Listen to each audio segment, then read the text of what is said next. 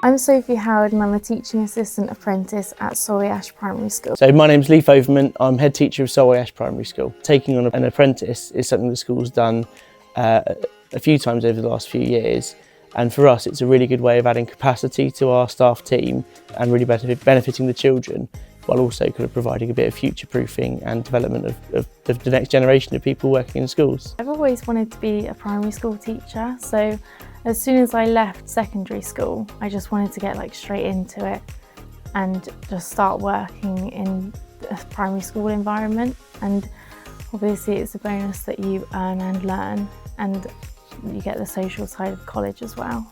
When I was a child and I went here, I always dreamt of working here. So then when I saw the opportunity of doing an apprenticeship here, it was like the best thing ever, because I know the school and I know how nice of a school it is. Like, I can relate to the children on such a deep level because I was them once, and it's really nice to see all the old staff that used to work with me and meet all the new ones and see how it's developed in the years. The main thing probably for any apprentice going into the workplace, the first thing is confidence. You want anyone who's coming in to work in a school, you want them to feel part of the team straight away. And Sophie really quickly has settled in and made herself right at home. There's been loads of skills that I've developed since starting. My time management, social and communication, patience and empathy, they've all developed quite a lot.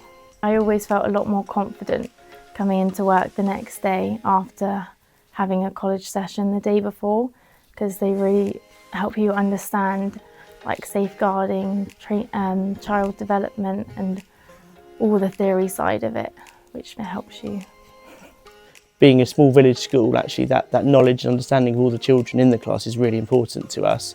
And Sophie very quickly had a really good relationship with them and got to know their needs and sensitivities really quickly.